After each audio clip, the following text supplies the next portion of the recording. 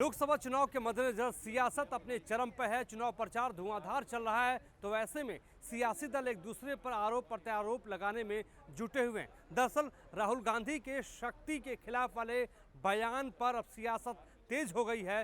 Bharatiya Janata party ने सीधे तौर पर आरोप कांग्रेस के पूर्व राष्ट्रीय अध्यक्ष राहुल गांधी पर लगा दिया और कह दिया है कि उन्होंने शक्ति शब्द के खिलाफ जो बयान दिया था वो अपमान है, हिंदुओं का अपमान है। इसको लेकर भारतीय जनता पार्टी का एक डेलीगेशन चुनाव आयोग के समक्ष गया, चुनाव आयोग की दहलीज पर गया, मुलाकात की और सीधे तौर पर यह आरोप लगा दिया कि राहुल गांधी ने महिलाओं का अपमान किया है। लिहाजा राहुल गांधी को इस मद्देनज़र इस मसले पर माफ़ी मांग लेनी चाहिए। अब जो है गेंद चुनाव आयोग के पाले में है। चुनाव आयोग को तय करना है कि राहुल गांधी के खिलाफ कार्रवाई किस रूप में, किस तरीके से करनी है। दरअसल केंद्रीय मंत्री हरदीप पुरी चुनाव आयोग के दफ्तर गए थे और उन्होंने ये एक एप्लीकेशन, एक जो है ज्ञापन चुनाव आयोग को सौंपा है। उसके बाद हरदीप पुरी ने सीधे तौर पे कहा कि राहुल गांधी ने ईवीएम पे सवाल उठाया और ईवीएम पे सवाल उठाते उठाते उन्होंने जो है हिंदुओं की भावनाओं को आहत करने का काम किया है। जिस तरीके से शक्ति के खिलाफ लड़ाई के मद्देनज़र जो बयान दिया था, तो कुल मिलाकर राहुल गांधी को लेकर सियासत अपने आप में तेज़ है। और ऐसे में ये जानना बेहद ज़रूरी है कि आखिर राहुल गांधी ने क्या कहा था। राहुल गांधी की भारत जोड़ो न्याय यात्रा नॉर्थ ईस्ट से मुंबई तक चल रही थी और जब राहुल गांधी मुंबई पहुंचे तो शिवाजी पार्क में एक बड़ी रैली का आयोजन किया गया और वहां पर राहुल गांधी ने कहा कि एग्जैक्ट आपको बताते हैं कि राहुल गांधी ने कहा क्या था। राहुल गांधी ने कहा था कि शक्ति एक शब्द है, एक ऐसा शब्द है जिसको समझना बेहद ज़रूरी है। उन्होंने कहा कि आज के दौर में जो ईवीएम है, एक राजा की जो आत्मा है वो ईवीएम के भीतर है, हर संस्थाओं के भीतर है, इनकम टैक्स के भीतर है। ये राहुल गांधी का बयान था। इसी को मुद्दा भारतीय जनता पार्टी ने बना दिया और कह दिया कि राहुल गांधी ने शक्ति का मतलब महिलाओं का, नारी का अपमान किया है। अब जो है कांग्रेस भी पीछे नहीं है। कांग्रेस ने सीधे तौर पर भारतीय जनता पार्टी के इस आरोप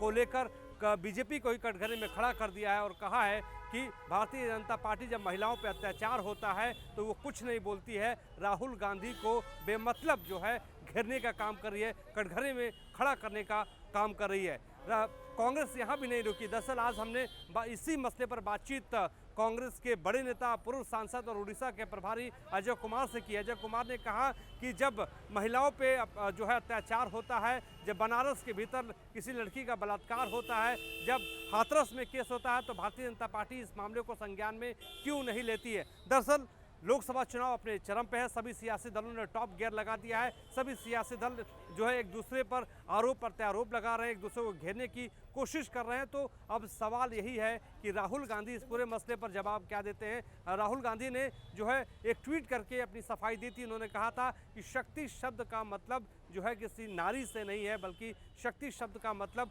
मौजूदा वक्त में प्रधानमंत्री नरेंद्र मोदी से है। इन्होंने सभी संस्थाओं की शक्ति अपने अंदर समाहित कर ली है और उसका दुरुपयोग कर रहे हैं। यानी लोकसभा चुनाव का पहला चरण तो 19 अप्रैल से है, लेकिन उससे पहले सियासत हर मोर्चे पर शुरू हो गई है। लेकिन मकसद एक ही है कि सियासत के माध्यम से किस तरीके से बाजी जीती जाए और उसी बाजी को जीतने को लेकर चाहे भारतीय जनता पार्टी हो, कांग्रेस हो, समाजवादी पार्टी हो या दूसरे दल हो, सब एक दूसरे को घेरने में लगे हुए हैं।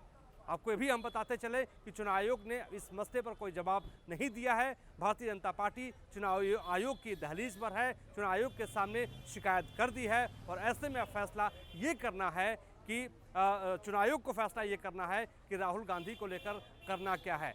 दरअसल भारतीय जनता पार्टी की एक छोटी सी मांग है और यही मांग है कि इस मसले पर राहुल गांधी को माफ़ी मांग लेनी चाहिए, लेकिन कांग्रेस माफ़ी मांगने को तैयार नहीं है। उनका ये कहना है कि भारतीय जनता पार्टी गंदी राजनीति कर रही है।